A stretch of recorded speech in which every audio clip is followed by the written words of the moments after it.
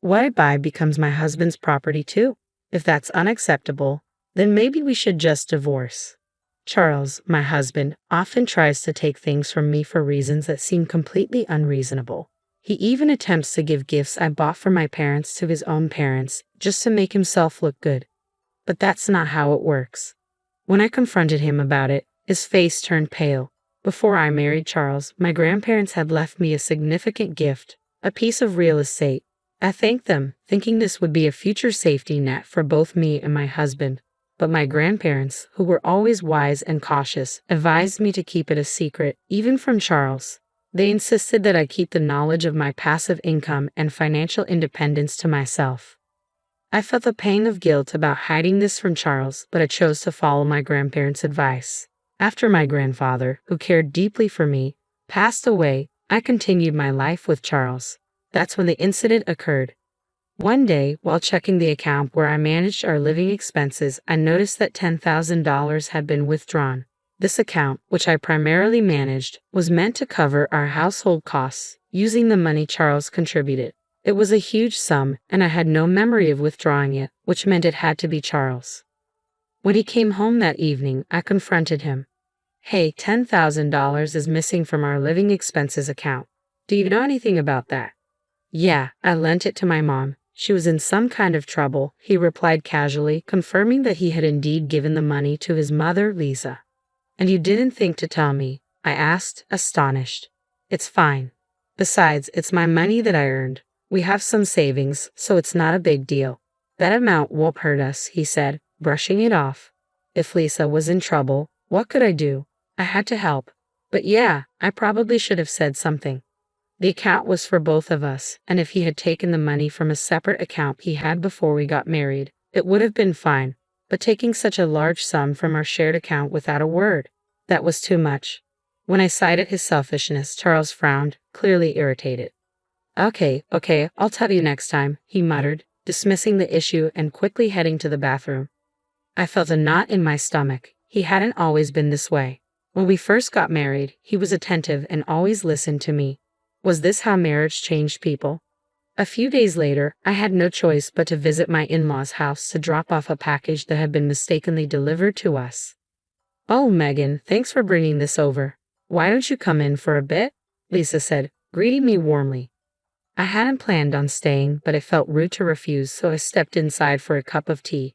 As I sat in the living room, I noticed some new, luxurious items, high-end cosmetics, glamorous clothes, and various health products. "Oh, my wonderful son gave them to me as a gift," Lisa said with pride. I realized then that the $10,000 in our account had been used for these extravagances. Charles had told me Lisa was in need of money, but it seemed she had used it on indulgent purchases instead. I couldn't help but feel uneasy knowing that the money had been spent on luxurious products for my mother-in-law. As I sipped my tea, unable to muster a smile, I noticed the shift in my in-laws' demeanor. Their cheerful expressions faded, replaced by a stern, almost threatening look. "My son is such a wonderful boy, always thinking of me and getting me these lovely gifts. But what about you?" my mother-in-law asked pointedly. "Yes, as his wife, are you treating my son the way he deserves?" my father-in-law added, his tone laced with suspicion. There was something unsettling in their voices. "We heard that you give him a hard time about the money he spends on me," my mother-in-law continued. "That doesn't seem right, does it?" It became clear to me then. Charles had painted himself as the victim to his parents, making it seem like I was the unreasonable one for questioning his decision. Their fearful, accusing gazes now made perfect sense. I felt a deep weariness settle over me. I had never imagined being treated so poorly by both my husband and his parents. The constant neglect and lack of respect were taking their toll, and for the first time, I began to seriously consider divorce. I thought that if I divorced Charles, I would return to my parents' house and use my savings from passive income to rebuild their home. The house, a two-story structure built over 30 years ago before my brother was born, had become too spacious and difficult for my parents to manage as they aged. With just the two of them living there now, even the handrails we'd installed for their convenience weren't enough to make it comfortable. A cozy, one-story house would be far more suitable for them. So I immediately called my parents to discuss my plans. Surprisingly, they weren't shocked at all about the potential divorce. Instead, they were thrilled about the idea of rebuilding their home. We're so happy you're thinking of this, my mother said, her voice bright over the phone. Even if we won't be living there for long, it's wonderful knowing it's being done with your income, and you can take over the house afterward. Thank you, my father added. But remember, take it easy and don't overdo it. Their encouraging words lifted my spirits, and I set about planning the rebuild. I was waiting to hear back from the construction company when Charles suddenly confronted me. How dare you use our savings to build a house without telling me anything about it? He shouted as soon as we sat down in the living room. He banged his fists on the table, his face contorted in anger, completely disregarding my feelings. My parents will live in the new house, I replied, trying to stay calm. No, that's not happening. It was built with our joint property, so my parents have just as much right to live there, he insisted, his voice growing louder. Are you seriously planning to cram 4 people into that little one-story house? Shut up and just give me the house, Charles screamed, slamming his fists on the table again. I realized that if he knew about my passive income, his rage would only intensify. But at that moment, I decided it was time to tell him the whole truth. To tell you the truth, I said, steadying my voice, I have passive income. I've actually been saving money from the real estate my grandparents gifted me, I explained. The house is being paid for with that passive income, so I didn't take a penny from our joint funds. Guilt tugged at me for breaking my promise to keep this secret, but Charles's reaction confirmed my grandparents' wisdom. His shoulders tensed, and he began pounding the table even harder. What kind of wife hides the fact that she has her own income? He yelled, his face turning red with anger. You play around with my money while protecting your own, keeping it a secret from me. Watching him lose control, I realized why my grandparents had warned me to keep this hidden. Maybe they had already seen through Charles, knowing what kind of man he truly was. I'll take the house as alimony, he snarled. The house you built as my wife is mine too. I'm the head of this family, and if you disobey me, I'll divorce you. His words filled me with nothing but dismay. How had I lived with this man for so long without realizing his true nature? Initially, I had planned to use my passive income as a safety net, something to rely on if we ever face financial hardship due to illness or job loss. I intended to reveal it when the time was right to help sustain our life together. But now, any desire to share that money with him had vanished. Be my guest, I said coldly as I rose from my seat and walked out of the house, leaving Charles and his demands behind. I couldn't stand being near Charles, so I decided to stay at a business hotel for the night to cool off. I planned to return home the next day with a clearer mind. However, when I walked in the following morning, Charles was waiting for me, a smug, unpleasant grin plastered across his face. As I entered, he approached me, holding a sheet of paper behind his back. With a smirk, he revealed it. It was divorce papers, already filled out.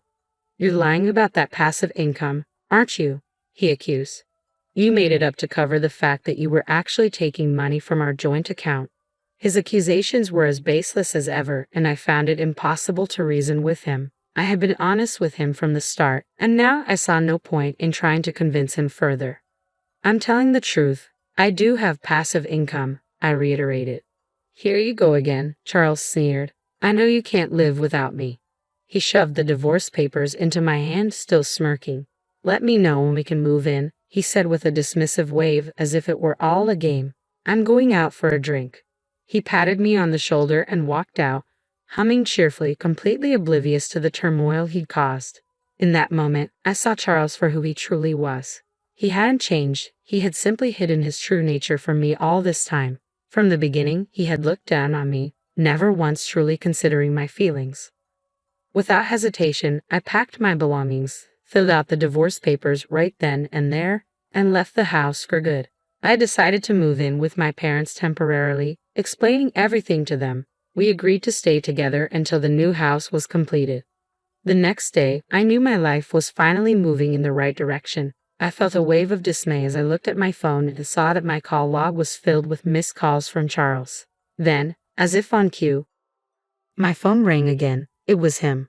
Reluctantly, I answered, hoping this would be our final conversation. Hello. Hey, he said, his voice laced with impatience. All your stuff is gone, you know. His tone left me puzzled. He was the one who had initiated the divorce, so why was he suddenly panicking when I simply left?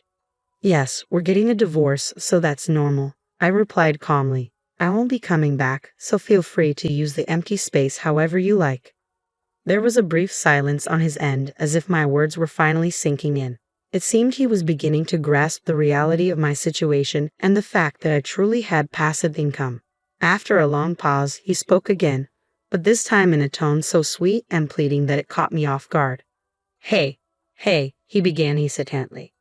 Could you let my parents live in the new house? I don't care if I have to live with your parents too, please? I was stunned. I've already told you it's a small, one-story house, I reminded him. Please, he persisted. I said I'd surprise my parents with a house. His words left me speechless. How could he even think of giving away a house he didn't own, and to present it as a surprise? It was beyond reckless and utterly absurd. You don't really care about the savings, do you? He added, his voice almost pleading. You have no idea how much I was worrying about the money. I couldn't believe what I was hearing. Charles was still trying to manipulate me, thinking only of himself and his parents without any regard for the truth or the consequences of his actions. I gave you an allowance, saved for our living expenses, and tried my best to make ends meet, I began, my voice steady, but that has nothing to do with what's happening here. You're careless with money and you leave all the hard work to others while pretending to have everything under control. You plan to present the house to your parents as if you prepared it all by yourself, didn't you? When in reality, I did all of this for my parents. Charles suddenly fell silent, and my frustration only deepened. It was infuriating how he tried to take credit for something he had no part in, using my hard work and intentions to impress his own parents. He was trying to take advantage of my genuine feelings and seize what wasn't his. I won't give you the house I built with all my heart and soul for my parents just so you can show off to yours, I declared, rejecting his plan once and for all. He began to rant even louder. But husbands and wives are supposed to help each other, he protested. I'll tell them you built it, please. We're not a married couple anymore, are we? I replied firmly. We're strangers now. I already filed for divorce. The shock in his voice was evident. You? Already filed it? Why are you so surprised? You're the one who asked for the divorce. I didn't think you would actually leave me, he stammered. Hey, let's start over. Let's talk it out and try to be a good couple this time. I couldn't believe what I was hearing. This was the man who had spent our savings on his own mother, threatened me with divorce, and belittled me until the very end. There was no way I would ever consider getting back together with someone like him. No, thank you, I said, my decision unwavering. Please give my regards to your parents. And with that, I hung up the phone, feeling a sense of finality and relief. I ended the call with a bright, resolute click. The following day, my phone was flooded with voicemails and messages from Charles, pleading for reconciliation. He claimed we could still start over, that he loved me, but I was certain his true motive was to access my property and fortune. To sever all ties, I promptly blocked all his contact information, including that of his parents.